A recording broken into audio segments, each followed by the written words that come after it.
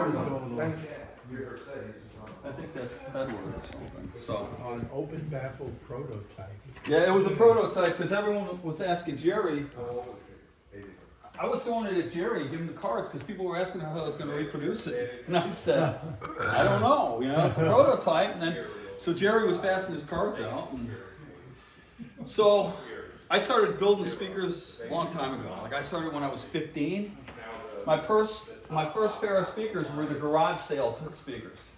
Because what happened was there was a baffle that I used in my parents' garage, and it said garage sale on it. So there was a woofer hole and a tweeter hole and everything, but it said in red letters garage sale. So that's what I started with. And then, like Charlie, we went through the Electro Voice period where we got all the Electro Voice horns, right, Charlie? Charlie did that too. And then I got into the British speakers, the KEF speakers. Those weren't real efficient, so they really didn't have the dynamics that I liked. Then I kind of got back into the horns, and now I'm into the single driver with a tweeter down the center. So that's what this is. So basically what it is, it's an all-active system, left and right 7 pairs of banana binding posts on there. It's a 15-inch full range. It's a Lee Audio driver that is not flat. Do not believe when you go on the internet and see how flat that is. It is not flat. Not at all. It's flat now. After I got done with this flat. So it's a decoupled. Everyone knows I like the hanging drivers, right? So it's decoupled. That is a resonant frequency of 1 hertz. It's a pendulum. And if you push it, it goes 1, 2, 3. So AJ will tell you that's a good thing because hopefully it's below anything that happens in that room. You know, I mean, what's at 1 hertz or, you know, not much, right?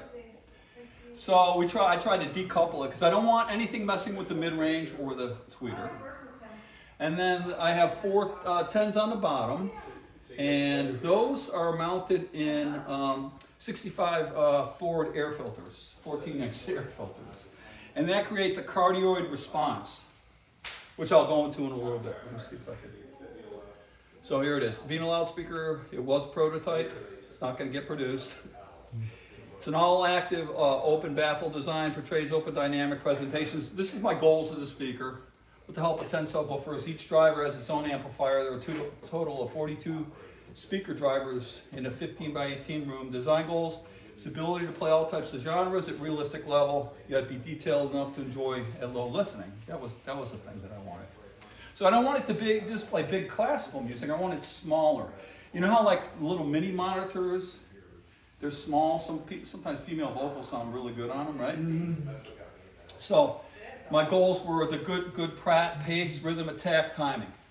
Active systems are known for that, right, AJ? Good.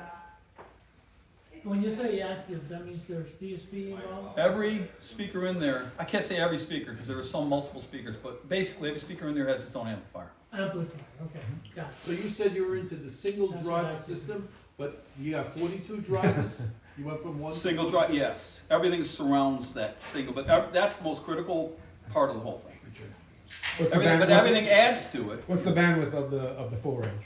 The full range goes down to 100. Right, and then up to. And it goes up to, I cut it off at 10K because it gets crazy the after whole. 10. It's almost the whole spectrum. So Yeah, everything and else then- is just. And then that tweeter comes in at about 10K. Yep. And then the other ones come up to about 200. I have a little overlap for a little warmth, which I think digital needs warmth because it just does. The coherency of a line coax driver is what I'm trying to get. Dynamic range transient response similar to a horn system with the ability to startle with percussions and transients. I think I did that okay. Ability to replicate large hall experience with envelope and ambience. You are their experience. All active system. It has a combination of room response of a room-friendly cardioid and AJ kind of got me looking at the cardioid because he started designing cardioid. You combine the sealed box with the open baffle and got cardioid, so he kind of turned me on to that. But then with the air filters, I saw your last design has a little bit of that in it too, right? It's a cardioid like that. Yeah. Are they Fram? No, I don't think so. Those are oil filters. I could send you the if you want to buy one. Probably no. I actually have an extra one. All active combination, let's see. 20 to 200 is cardioid, transferring to dipole dispersion in the mid-high frequencies, 20 to 20, or 200 to 20, I'm sorry. Okay, so that's it. So, just a little description. These are dipole subwoofers, basically they're dipole subwoofers. There's a woofer in the back behind here. The combination of this and this creates that cardioid response. I have these timed to the ones in the rear. AJ knows what I'm doing. Then it comes up, these are cardioid because of the air filter, and it comes up to a dipole. I do go back and forth with this 300B, which is really nice sounding, and the Nelson Pass. I have two Nelson Pass from Charlie, right, Charlie? 30.5, so it's a great amp, right? For the mid-range? For the mid-range and tweeter. Okay, where's the tweeter? The yellow. Oh. That's why It's a ribbon? that's why I made it naked there for you. Got a naked picture. That's how we like it. Apartment. How many feet of speaker cables do we have? Tweeter's in the middle. Oh, There's that's the 65 cables in that room, and there's like 30 in the other room, so probably total of about 100 cables to run the whole system. So what drives what? The tubes are on what speaker? The Mid. The Mid-range. So mid-range, I should say mid-range, the full range. full range. That's the most critical driver. And that's driven by the tube. Yeah. So I switch back for the pass and the tubes with this driver, with that driver. Oh, you can switch between them. Yeah. I go back and forth. So when you say you go back and forth, you mean as you play or when you? No. Before you I have to start? unhook it. Yeah. Okay. I have to unhook it. That I don't would've been mind that, impressive. though, What did we because a listen lot of to? times when I want to hear, like classical or whatever, the tubes do something that the pass can't do. Yeah, Bard has space for the show next year, if you wanna get a room. He did it. I did it once. Yeah. I only brought about 1/3 the system there too. I did it once, and it took me so long to set that room up. I'm like, Very colorful language radiated from the room as well. yeah, that's right. They were running down the when I had Earth, Wind, and Fire on. They were running in the hallway because they liked the music. It's all about music, right? So what did we listen to on the past labs or the upstairs? What did we were listening to? We're listening to the past labs right now. Yeah, they're more dynamic. They're they're fun to listen to. The tubes are kind of, I don't know, they do a certain thing to the music. They romance the music. They're more laid back. But here's the thing, the pass is getting played through tube buffers. That's a key too. Okay, so My old one, I'm cheating. my old bass, Yeah, yeah, that's the original one. yeah. Bart's amp plays through Yeah, he has the two other buffers also. Right. They're doing that a lot. The They're switching op amps now and they're switching tubes. So these are all I-Fi tube buffers. And then this is a deckware. This is the really good one, that one. I paid pretty good for that. That runs this. So I got the most critical tube buffers on that. So it gives me nine more dB than I can get digital. Before the amp. Yeah. Huh? Oh, Yeah. so okay. Yeah, but it gives me 9 more decibels that I can get digitally. You don't want to digitally clip, right? Anyone digitally clip? It sounds bad, right? Really bad. So then that gives me 9 dB, so I never digitally clip. John, how do you balance the levels between the big driver and the pokes? The pokes, Oh, the side channel? the side channels. The poke SDAs down there. Okay, I'll get to these SDAs. Okay, so there's a lot to explain here. These are subwoofer crossovers. These are tube buffers. This is a tube buffer. These are processors that kick in these speakers.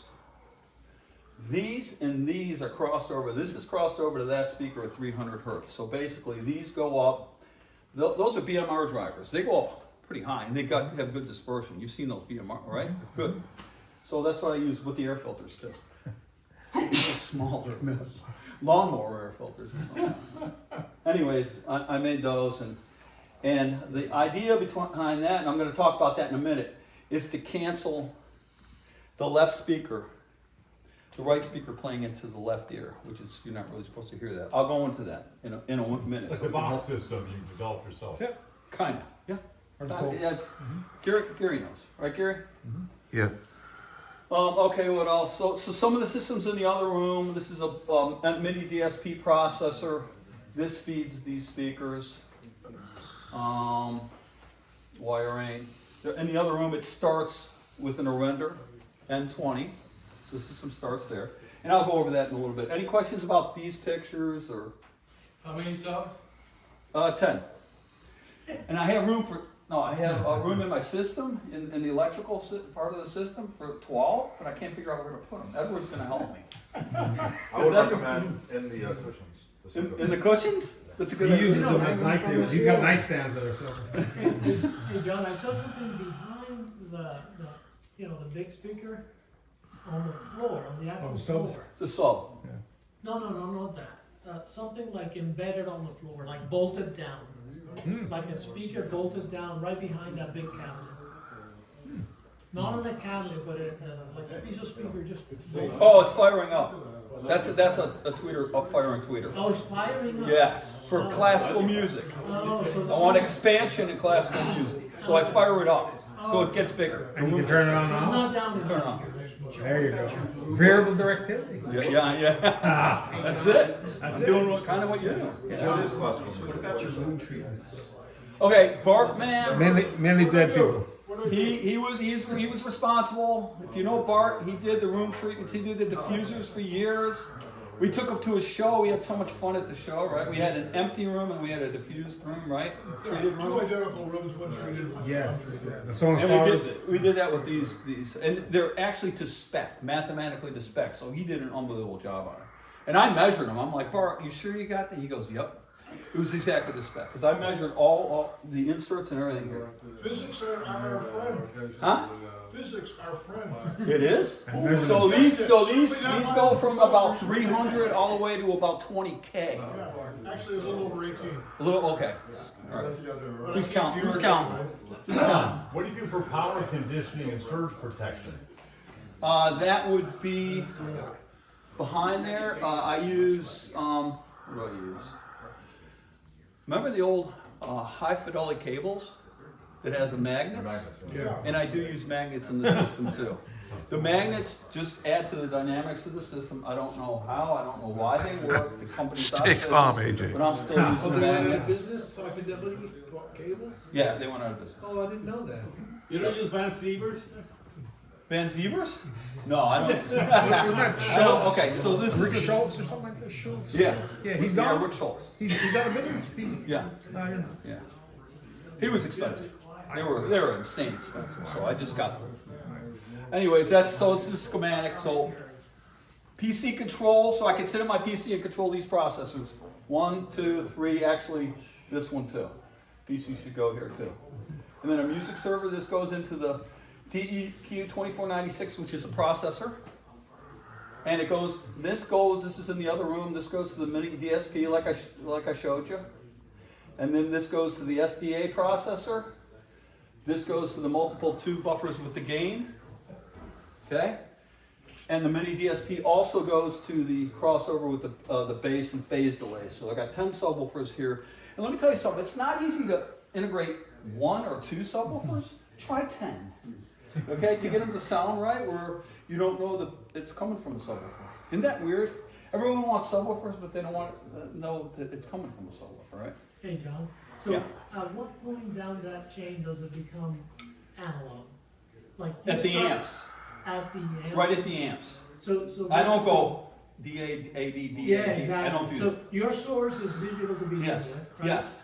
You- Now I do have a turntable, so that way it would have to go analog, digital, but then it stays digital all the way to the amps. Okay, so you have So I to put do have a something in front turntable. of that. And that doesn't seem to bother it. I mean, I played the turntable last night. It sounds, you can't tell. I mean, if you convert like multiple times, and I think you could tell, but we'd have to have a double line shoot out with this guy over here, but. Yeah, but know, you got that. Ethan Warner did what? Ethan Warner posted some files. One that was converted back and forth like 8 times or 10 times. Yeah. And try to get people to, nobody tell them. Well, they didn't have a high resolution system. That could be it. How many John. DACs do you have then? They're about man. the amp itself? No, they're separate from the amp. They're separated. The So- DACs are Probably in the this processors. this Yeah, processor processor. and this processor Yeah. and this processor.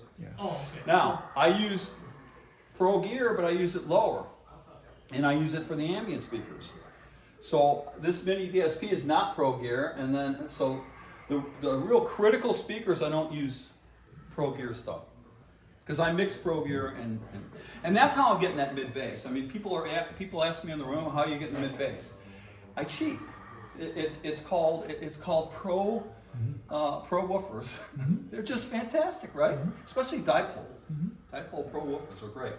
So then we go here. There's two buffers and the multiple amps, and then this gets, I don't know, 4 channels, 5, whatever, 6 channels, and then the ambient speakers.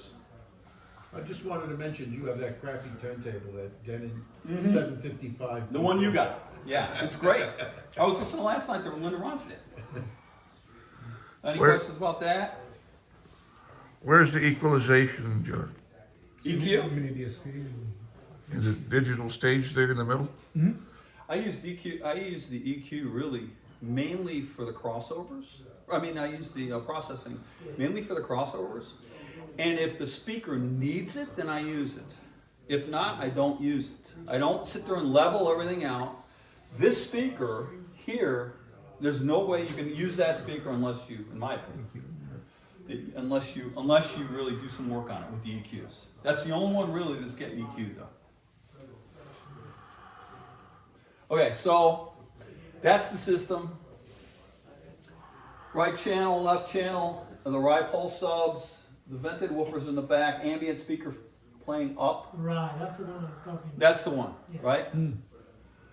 42 speakers, really, but who's counting? Subs, Eminence vented woofers here.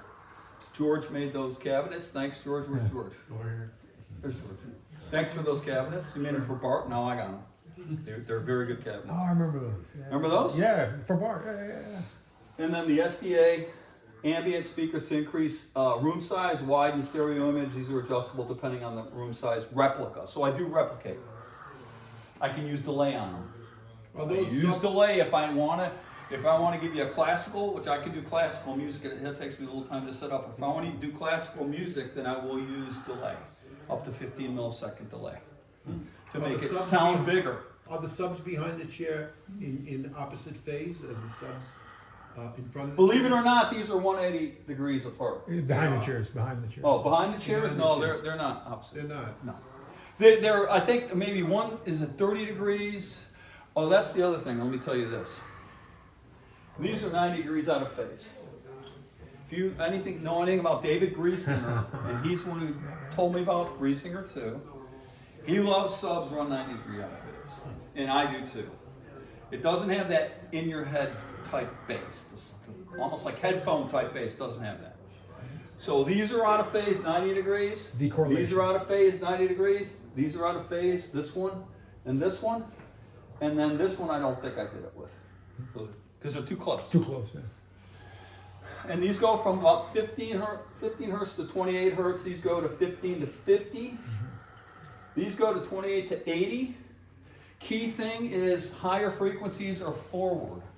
Because you can tell. I know people don't think you can tell where 80 hertz is coming from and this and that. You kind of can. I think you can because I've messed with it.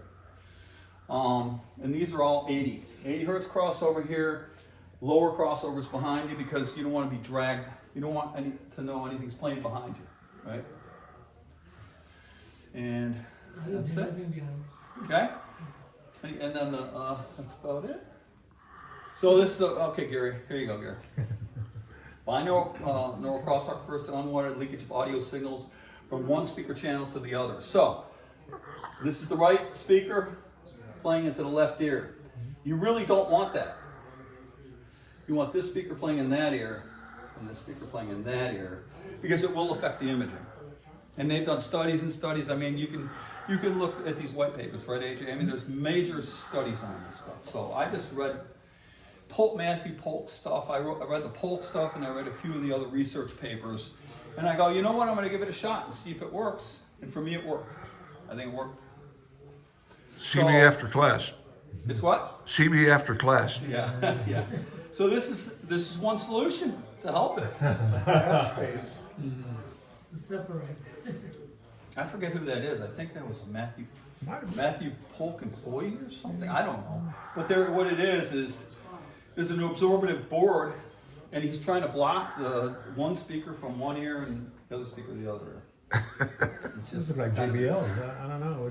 I don't know. Yeah, who wants to JBLs? listen to I don't him like know. that though? You know, Is that kind of like imitating wearing headphones? it is JBL. Rick, those are JBLs. 100s, L100s. Okay. So this is the Polk solution. So I've got the. Okay. This is only talking about one ear. This is all the crap that has to be done for this left ear. And the same thing has to be done for the right ear. So I had to get all that processing to do that. So I figured it, I read about it and figured it out, and I was able to do it. What if you turn your head though? You're altering the geometry and physics. Oh yeah, you're right, it's not perfect, but it's still, you're right. That's why the Bach is tough. Yeah. You know, it works better for the left seat, but people were telling me the wide image is happening It is, in the yeah. other seats. Even the off axis, you're getting good images. I think this is a better solution than the Bach, personally. You know, but everyone's looking at the Bach. Cost you 25 grand? No, Right. no, that's true. It's 25,000. For the ball. So that's okay. So that's what we're trying to do there. Any questions about that? Gary doesn't have a question. No. So that's the formula, just for the left ear. So I had to weed through that because I can go into the details. There's a lot of problems to solve when you do this. So the right ear is exact opposite formula of that. So. And Oh, wait, go back. this is another way, Just go back. just an electrical solution to solve the problem. John, can you go back 1 second? I'm just ready to snap it. You did. Okay, cool. Can you post this? And that's from Matthew Polk. I'm not taking any credit. I'm just taking credit about reading it and learning it. That wasn't easy. Halfler did similar stuff too. Halfler does that too. Alan, Did. can we post those slides Sure, on the Suncoast IO? absolutely. Whatever you want to do. So then you program that to the main DSP, is that what's happening? Yeah. Yep. And then they go into those drivers that I showed you. Okay, and then that's the electrical way to solve it. And I heard it. Did you hear it? No. Who heard it? Okay. Did you like what it sounded like? I thought it was pretty impressive off access. I was pretty blown away how much I was able to hear off access. Really? Yeah, but I don't know, all the stuff that's involved with doing it, I don't know if it was justified, the price. Right. But when he played some stuff and I was sitting off access on it, I was pretty impressed with what I was getting to hear. Did I you- heard it did you sound get a really chance to sit in the good, sweet and then I spot? heard it sound. Did you get a chance to sit in the sweet spot or just off? No, Only off axis. everybody was fighting for the spot. I was at last year's Expo, and Dr. Curie calibrated. I was one of the people he calibrated With the in-ear thing? with the in-ear thing, and sat down, and it works wonderfully. I have to disagree with that. It works wonderfully if you're in that spot. The second you start moving away from it, it begins falling off very quickly. Right. Well, I didn't hear the center spot, I probably would have the same opinion. No, but, yeah, so I mean, he did the whole McGill with me, and it sounds great as long as you're in that spot. In the spot. And that's been the problem with binaural from day Exactly, one. And exactly. what was the answer that I gave you on the forum, Gary? What was the problem with binaural? Stereo. Binaural recordings are supposed to be played. Stereo is not binaural, and you're trying to take stereo recordings back. Now, what he's doing is a physical. It's not Right. just electronic coming from the two speakers. He's now physically placed cancellation drivers. That'll work. Over a much wider sweet spot. But So my experience with it, I thought Most folks. I heard it where in the center seat, and it was really impressive. But then I heard it at our show, and it sounded a little fake, Yeah. phasey. Yeah. The problem is it gets into the phasing. So then, the problem is the recording. It's if it's multi-mic and all that kind of stuff, or different microphone techniques are going to have different effects. Right. So it might work for some and not for others. but then he goes, Well, you could take it out of the loop, then why am I gonna spend $25,000 to take it out of the loop? Bypass? Yeah, bypass it, I mean, why am I gonna, you know, so. And here's the thing too, up in your room, sitting off to the side, it sounds spectacular as well. I mean, So not as you were good able as- to get- not that's what as you were good as saying. Centered, that sweet spot, but when you're sitting on the side, You're getting good. sounds really good. Well, But the sweet spot is bad. your degradation, if you wanna call it that, is nowhere near as pronounced as it is with the box system. Right. There's any degradation of any system off the sweet spot, it just exists, Right. you know? And when you have two speakers, the angles are gonna change drastically. Whereas with a physical driver doing the cancellation outside, you should have a much wider sweet spot. Yep, and Paul puts it on the speakers. Right, that's still too narrow, right. It's Yours still narrow. will work better than. It's at 45 or 60 degrees, yeah. Anyways, this is my, maybe next year, I'll have another meeting, that's the Mainframe? number 2. That's the Davina 2. We're going back to the old one. What does Davina stand for? Why My the name daughter. Davina? Oh. Davina, yeah. How many She's people not impressed with here? the name, okay? How many people remember his old system? They were about that high. Yep. So this is the 80/20 aluminum. We're doing full. Oh yeah. Well, no, that other one was like a box. These ones are going to be open.